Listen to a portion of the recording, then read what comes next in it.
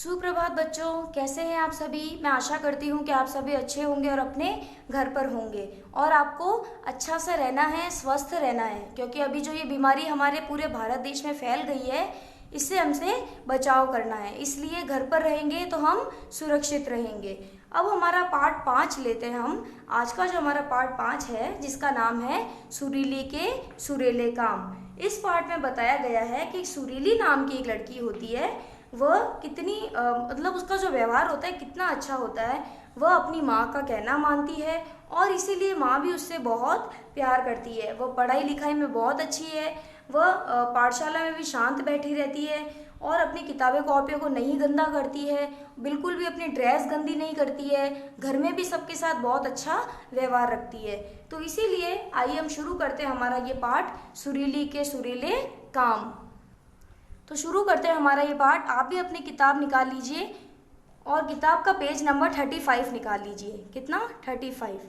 पाठशाला से घर वापस आते ही सुरीली ने अपना बस्ता मेज पर रखा। यानी कि पाठशाला से घर वापस आते ही सुरीली ने अपना बस्ता कहाँ रखा? मेज पर रखा। क्योंकि मैंने आपको पहले भी बताया था कि सुरीली का व्यवहार बहुत अच्छा है।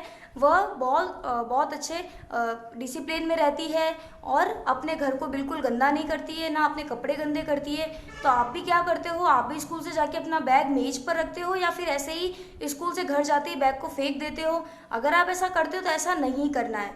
आपको आपके स्कूल का जितना भी सामान है वो घर पे जाने के बाद में सबको जहाँ जो जिस जगह पे पड़ा रहता है वहाँ उसे रखना है। जूते उतार कर बाहर रखे, कपड़े बदलकर वह हाथ मुंह धोने चली गई। माँ ने सुरीली को खाना दिया। उसने बिना रोए धोए खाना खाया और खेलने लगी।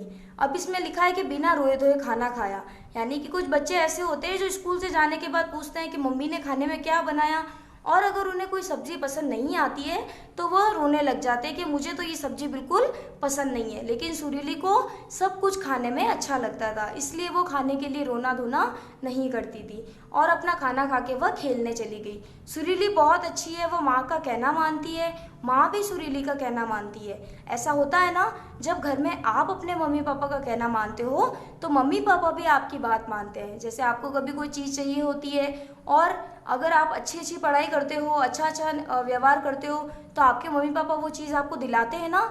वैसे ही सुरीली भी बहुत अच्छी है। वो जब माँ का वो कहना मानती है तो माँ भी उसका कहना मानती है। सब उसे बहुत प्यार करते हैं। पाठशाला में वह शांत बैठकर पढ़ती है, यानी कि एकदम शांति से बैठ के, बिल्कुल किसी प्रकार का कोई शोर नहीं करती है और चुपचाप क्लास में बैठ के पढ़ाई करती है। उसकी लिखाई भी बहुत सुंदर है, यानी कि उसकी जो हैंड राइटिंग है वो बहुत सुंदर है। उसकी किताबें कॉपियाँ फटती नहीं है, बस्ता भी गंदा नहीं होता। यानी कि उसकी जो कॉपी और किताबें हैं वो अपने उन किताबों को बहुत अच्छे से रखती है और उसका बैग भी बिल्कुल नहीं गंदा होता है। वह अध्यापिका का कहना मानती है और पाठशाला में सब उसे प्यार करते हैं। यानी कि वो अध्यापिका का कहना मानती है। जैसे जैसे उसकी क्लास के टीचर उसको कहते हैं कि आपको ऐसे पढ़ के आना है, ऐसे होमवर्क करना है, तो जैसे वो मैम बताती है वैसे ही उनके मैम का वो कहना मानती है और इसी प्रकार से उसको स्कूल में भी सब बहुत प्यार करते हैं। आगे बढ़ते हैं। सुरीली अपने खिलौने सबको देती है, सब मिलकर खेलते हैं। वह कभी भी लड़ती झगड़ती नहीं है। यानी कि जो सुरीली के पास बहुत सारे खिलौने हैं और वो खिलौने सबको देती है और उसके खिलौने के साथ सभी बच्चे खेलते हैं, तो सब मिलजुल कर खेलते हैं। वो कभी भी लड़ाई झगड़ा नहीं करती। खेलने के बाद वो अपने खिलौने वापस उसी जगह पर रख देती है। ऐसा होता है ना कि बहुत बच्चे ऐसे होते हैं जो खेलने के बाद अपने खिलौने इधर उधर घर में बिखेर देते हैं या फिर फेंक देते हैं। आप भी ऐसा करते हो? ऐसा नहीं करना चाहिए। तो आपको सुरीली जैसा बनना है। जैसे सुरीली खेलने के बाद अपने खिलौने उसी जगह पर रखती है, वैसे ही जैसे आपको भी जहाँ से आप कोई खिलौना लेते हो खेलने के लिए तो आपको उसी जगह पर रखना है। उसके खिलौने ना गंदे होते हैं और ना ही टूटते हैं। अब उसके खिलौने गंदे क्यों नहीं होते, क्यों नहीं टूटते? क्योंकि वो अपने खिलौनों की बहुत केयर करती है। ऐसा नहीं कि एक खिलौना दिलाया है तो उसको तोड़ दिया, इधर उधर गिरा दिया, ऐसा वो बिल्कुल नहीं करती। अब उसके पास बहुत सारे खिलौने हैं। घर पर वो बहुत बातें करती है, यानी कि सुरीली को बातें करने का बहुत शौक है। घर पर वो बहुत बातें करती है। सुरीली के सभी दोस्त उसे बहुत प्यार करते हैं। दादी सुरीली को समझाती है कि अधिक शरबत पीने, टॉफ़ी, चॉकलेट और मिठाई खाने से दांत और पेट खराब हो जाते हैं। आपको भी आपकी दादी समझाती होगी ना, आपकी मम्मी समझाती होगी, दीदी समझाती होगी। जैसे ही सुरीली को भी उसकी दादी समझाती है कि अधिक शरबत पीने से, टॉफ़ी खाने से, चॉकलेट और मिठाई बहुत सारी खाने से दांत और पेट खराब हो जाते हैं। हाँ, ऐसा होता है कि जब हम बचपन में होते हैं तो हमें बहुत सारा शरबत पीने का, चॉकलेट्स खाने का और बहुत सारी मिठाई खाने का बहुत शौक़ होता है, लेकिन हमें उतनी ही खानी चाहिए जितनी हमें अच्छी लगती है। अगर उससे ज़्यादा खाते हैं तो हमारे पेट में क्या हो जाते हैं, छोटे छोटे कीड़े हो जाते हैं, है ना।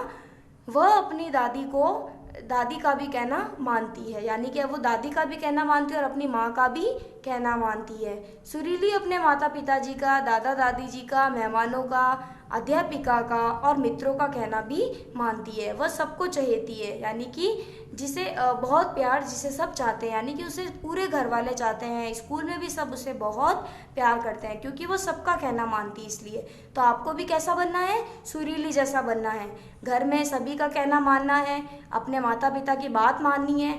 अगर माता पिता कहते हैं कि ये आपके लिए अच्छा नहीं है तो आपको उस चीज़ को नहीं करना है।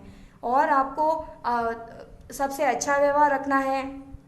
खाने में जो चीज़ें होती हैं उनको मतलब कम अधिक, इतना अधिक नहीं खाना है कि जिससे कि आपके दांत में भी कैविटी हो जाए, कीटाणु हो जाए और पेट भी खराब हो जाए। इसलिए कम, आपको जितना हो सके उतना ही खाना खाना है। और ऐसी ये मिठाई, चॉकलेट ये भी बहुत कम खानी है। मतलब कि इस पाठ में जैसा जैसा बताया गया है, जैसा सुरीली का व्यवहार है वैसा ही व्यवहार आपको करना है। धन्यवाद।